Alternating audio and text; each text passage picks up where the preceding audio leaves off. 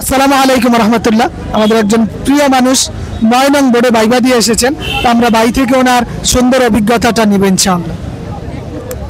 আসসালামু আলাইকুম রহমতুল্লাহ। আমি প্রথমেই ধন্যবাদ জানাই আমাদের প্রিয় স্যার ভাই মোহাম্মদ শাহজালাল ভাইকে। আমি ওনার মাধ্যমে প্রথম থেকেই এ পর্যন্ত শাহজালাল স্যারের তার ওই অভিজ্ঞতার মাধ্যমে আমি এ পর্যন্ত আসতে পেরেছি, এজন্য আমি শাহজালাল স্যারকে ধন্যবাদ জানাই। আর ভাইবা বোর্ড অবশ্যই আন্তরিক। আজকে আমার ভাইবা বোর্ড ছিল ৯ নং বোর্ডে। আমি উমর ফারুক ময়মনসিংহ থেকে আসছি। তো আমি প্রথমে যাওয়ার পরে স্যার আমাকে জিজ্ঞাসা করলো ইজলিস, তো বসুন, আমি স্যারকে ধন্যবাদ জানিয়ে বসলাম। তারপর স্যার বলতেছে ইজলিস কোন জায়গা বলেন, সেটা আমি উত্তর করেছি ওদমুজাক্কার হাজির আমরাজের মারুফ।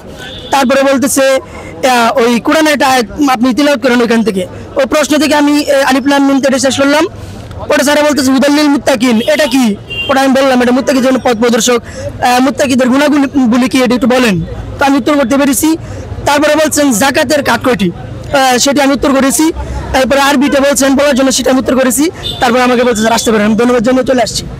জি, ধন্যবাদ ভাইকে ওনার অভিজ্ঞতা শেয়ার করার জন্য।